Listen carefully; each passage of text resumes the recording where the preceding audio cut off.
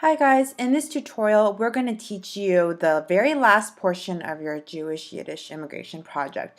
It is the sources page.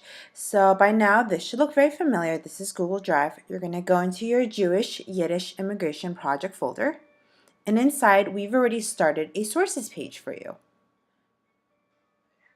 Now this was originally just for you to take notes in, so you're going to start on a new page. So scroll all the way down. You can start a new page, or I'm just going to press enter until I'm on a new page. Now, sources or the bibliography portion is a little bit tricky, so make sure you're paying attention on this part. Start on the very left-hand side. This is the very left margin.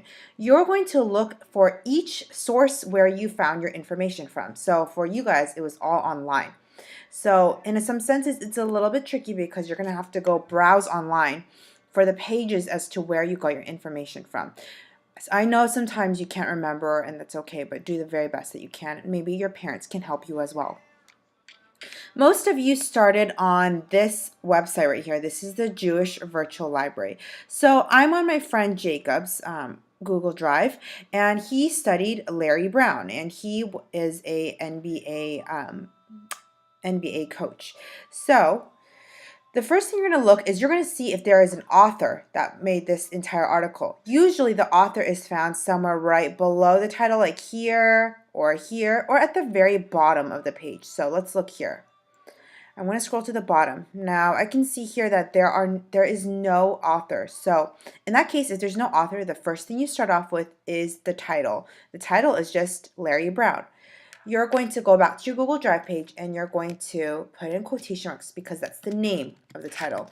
Larry Brown, end quotation mark, and you're going to put a period.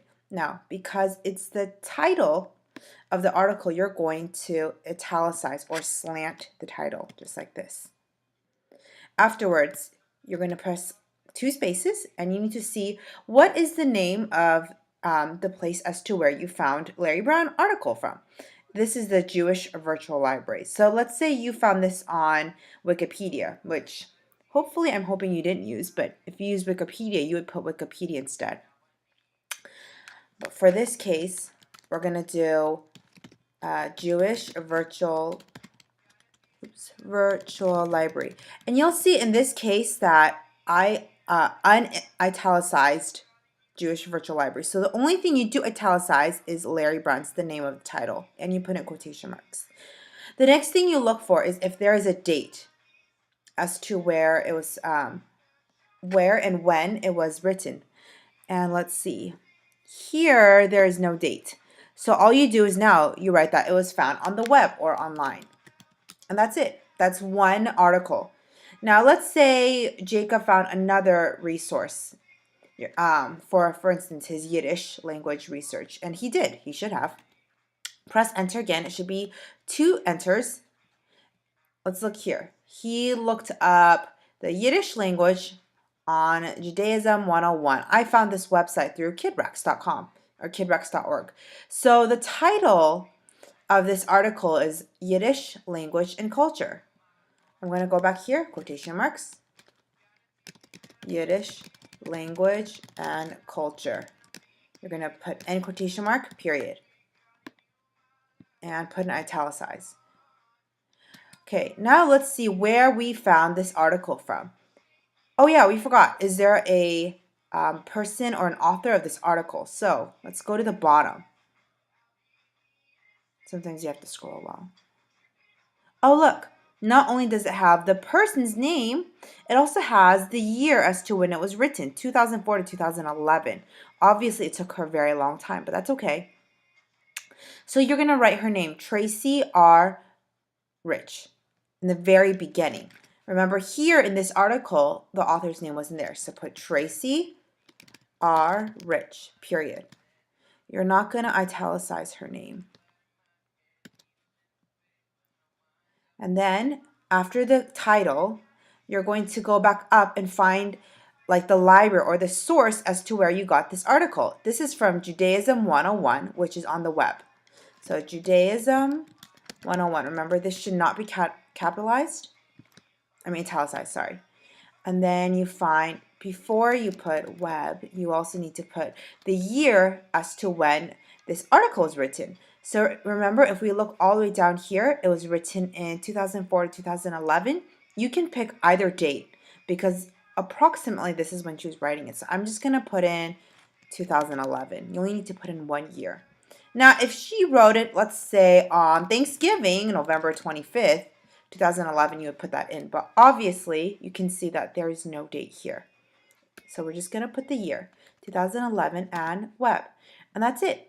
Now, let's say if we had a really long one, I want to show you what to do. Oh, also, if you notice, these are also in alphabetical order, C, L, and T. Now, let's say I wrote an article. It would have to go here. Lau Esther. And you see it's in alphabetical order because we need to put each entry just like that. So there's R and then there's U and then it's T after. So let's say I wrote the article, Larry Brown takes the lead.